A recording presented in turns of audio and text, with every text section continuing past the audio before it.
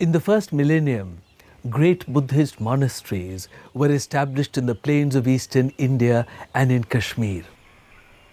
These were intellectual centers where the science of the mind was studied in great detail. The finest intellectuals analyzed the path, the steps on the path towards Buddhahood or true knowledge. They sought to create a logical path which would lead us step by step towards that knowledge. These vast universities had hundreds of teachers and students who came from across India and from the many countries of Asia that had embraced Buddhist philosophy. The greatest of these was here at Nalanda. Here there was a spirit of vibrant intellectual thought, a climate of discussion and debate. One of the most important universities in the world was developed not in the medieval West, but right here in India. And here I'm referring to the university consortium of Nalanda, Vikramashila, Somapura, Odantapuri. All of these various universities were instrumental in producing people who were capable of understanding and articulating what it means to have universal knowledge. Knowledge that's applicable across cultures and across times. So one's own salvation must achieve through one's own effort. Now, the main obstacle about salvation is ignorance.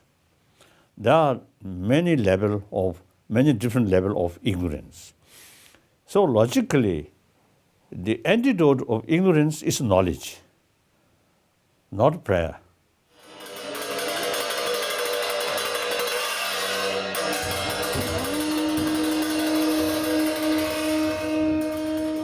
Something which is so unique of Nalanda University in terms of its knowledge and wisdom is the tremendous logic, tremendous metaphysics, and the tremendous study of epistemology, which are all utilized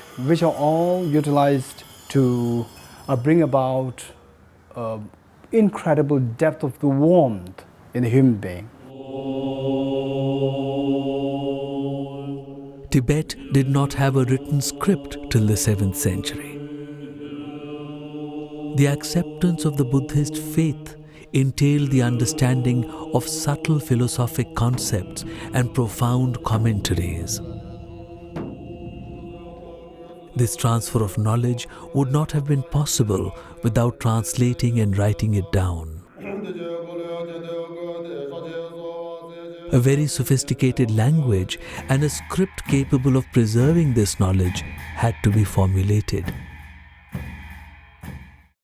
Oh yes, Tibetan language or script is very much copy and very much similar because it's based on one of the ancient Indian script.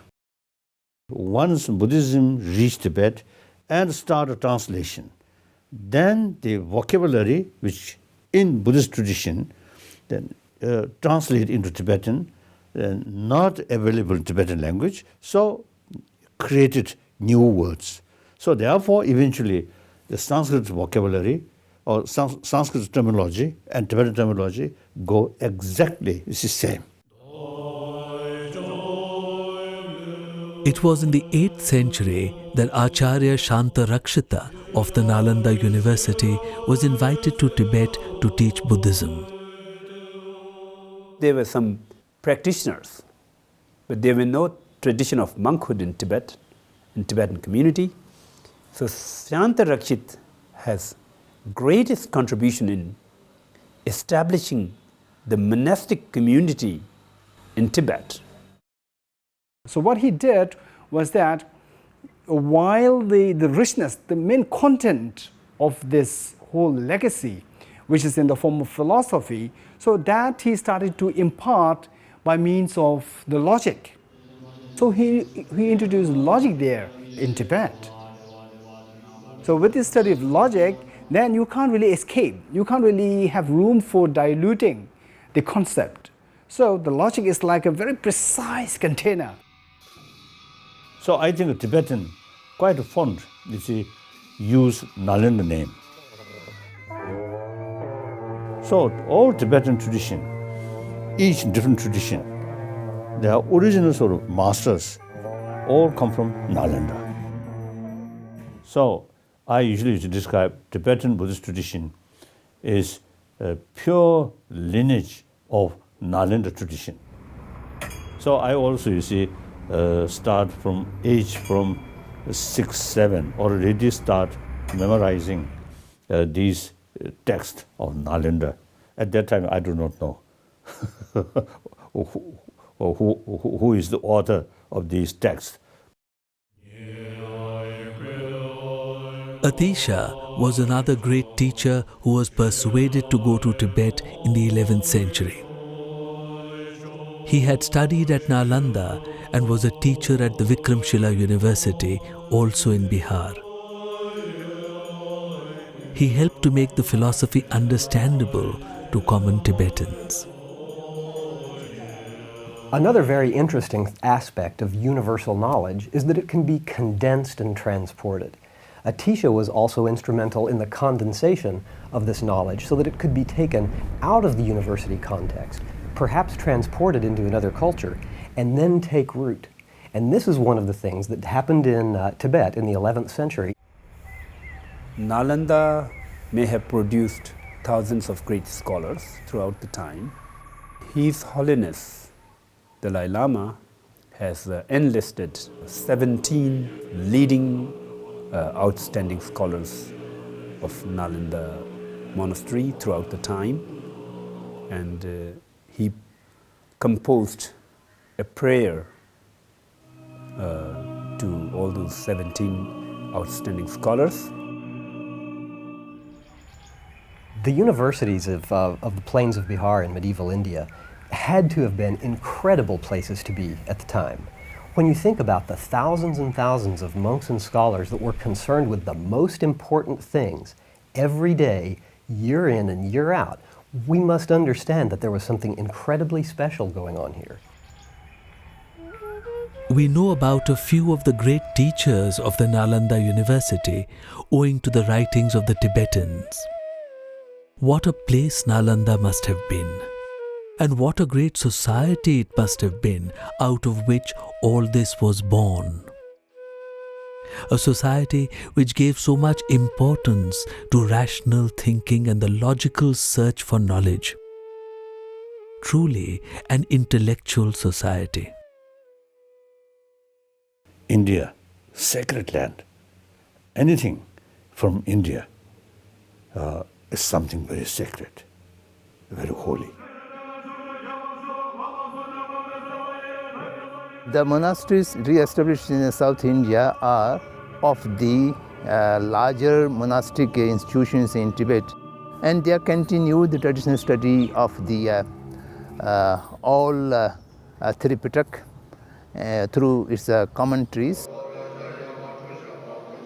So this knowledge is a pure knowledge. It has nothing to do with dogma. It has nothing to do with, a religion as such. So therefore, I call it as a legacy of India, the legacy of the world. So it must not disappear. It must remain for long.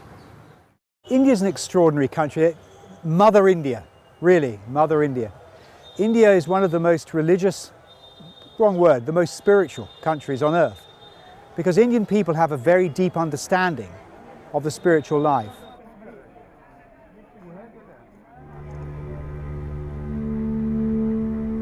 One of the great miracles in the story of man is the spread of ideas across formidable natural barriers of high mountains and vast seas.